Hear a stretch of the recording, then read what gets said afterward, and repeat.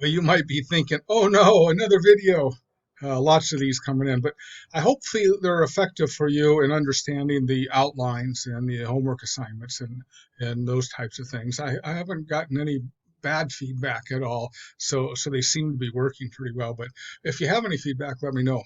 All right, so there's a couple things I want to cover. I want to cover first the end of spring quarter. Second, a little bit about on the motivated sequence, and then third, where do we go from here? What's the plan for the end of the quarter? And that's coming up fast. It's upon us now. All right. So one of the things I want to mention is spring quarter is always a difficult quarter through the years. This is actually my 22nd spring quarter as a teacher, not counting the years I taught in grad school. So I'm getting a lot of experience at it, or a little bit of experience.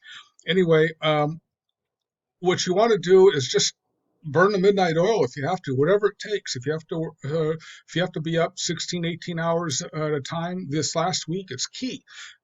You've worked hard all year. You worked hard during spring quarter, and this is a tough one because we had a lot of sun the last couple of weeks. So it's tough to get things done. And not only that, all the other problems with living in the same household with several people and that. So just you've worked hard at it. Don't let it go. All that hard work, keep it, make it pay off, and make it pay off with getting a good grade. So be ready for finals next week. All right. So let's talk about our last thing that we have to turn in is the persuasive speech. Now, the motivated sequence is what we're using. It's only one model of all the models out there for persuading. There's probably a good 22, 25 models on how to persuade. It depends upon the situation, depends upon the audience, it depends upon the occasion. A whole bunch of things go into it. And what I've decided to do is just get one of the most common used models and get you to master it if you can. It takes years to master. It took me a few years to master it, so I can only get how tough it is for you guys. That's why I try to keep it simple and keep it with an audience that is prone to action, which we don't know. Now, the motivated sequence has been used for a long time. It was developed in the 1930s by Alan Monroe. He's a professor out of University of Purdue, and in fact, I was thinking that he just passed away not a couple of years ago. But anyway, it's used by Madison Avenue. And if you don't know about Madison Avenue, that's where the TV show Mad Men came from. And Madison Avenue is where all the PR firms and the public relations firms and the marketing firms, the biggest ones in the world, are all located on Madison Avenue in New York. And almost all those firms, they have offices in Hong Kong and London and Mexico City and Paris and all the big cities in the world. So it's pretty famous area, and this is where the high rollers pretty much are. All the campaigns you see in commercials or hear on commercials, and they pretty much all use the motivated sequence. So it's highly effective, highly used, and you'll use it when you get into the business arena afterwards. Okay, so the key thing to that is the problem step, of course. Now, in the attention step, you always want to have a narrative, that a story you can tell that will kind of get people thinking about usually the problem.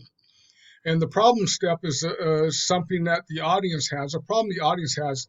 It can be for society too, or environmental, but you still have to fix it on the audience so they feel they have a problem, because no audience will be persuaded to do something you ask them until they feel they're solving a problem or satisfying a need.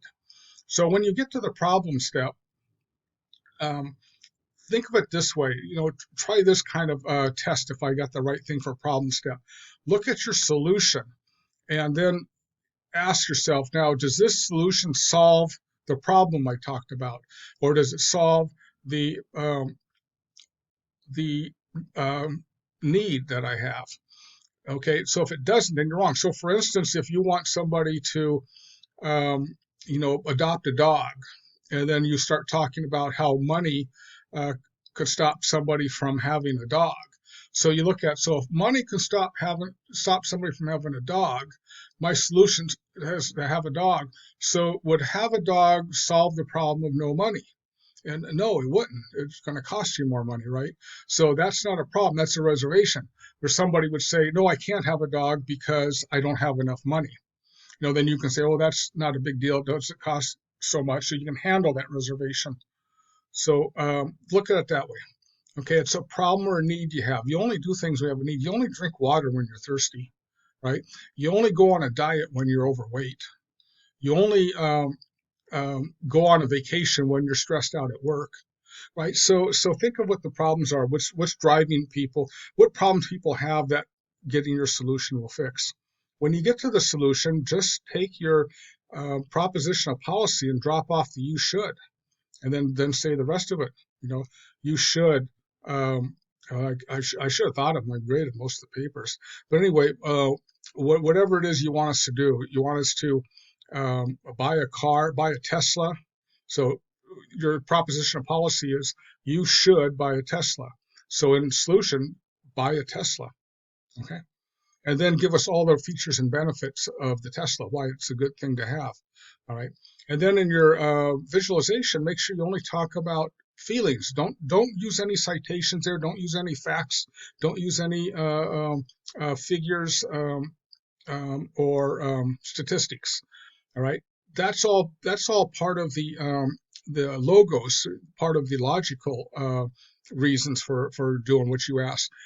The visualization is the pathos. It's the emotion of how people feel if they do it. Remember, we only do things for emotion anyway in most cases. We do figure out logically fits, but then if we got to feel good about it. So, or we got to feel bad if we don't do it. So I just bought an awning for my deck, for instance.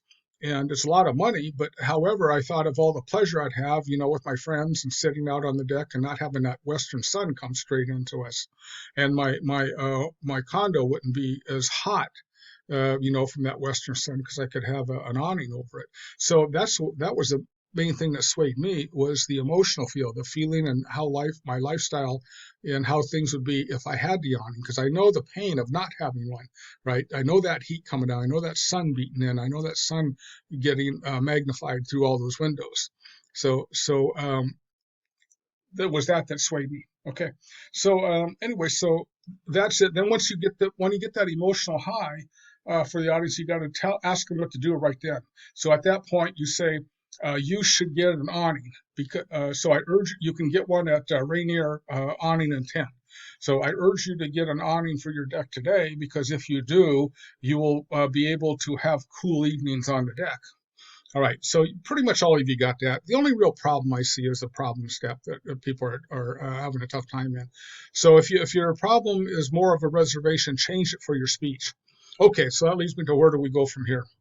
All right, from here we got the speeches recording due on Sunday night, and then you've got until Monday to get in your response to 7 of your classmates' speeches, and try to help the speaker get better. So put substance into your responses, okay?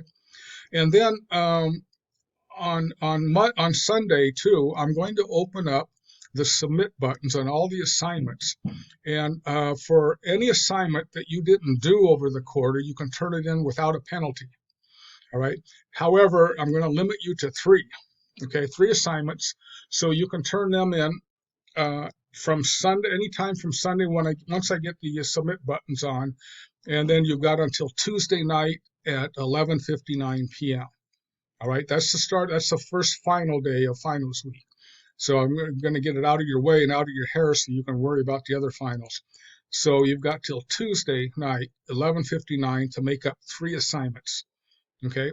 Now you can't redo them for a better grade, but you can, anyone that you missed, you may make up. All right. And that'll be the end of the quarter. So speech this week. Okay. Work on that. Turn it in on Sunday night.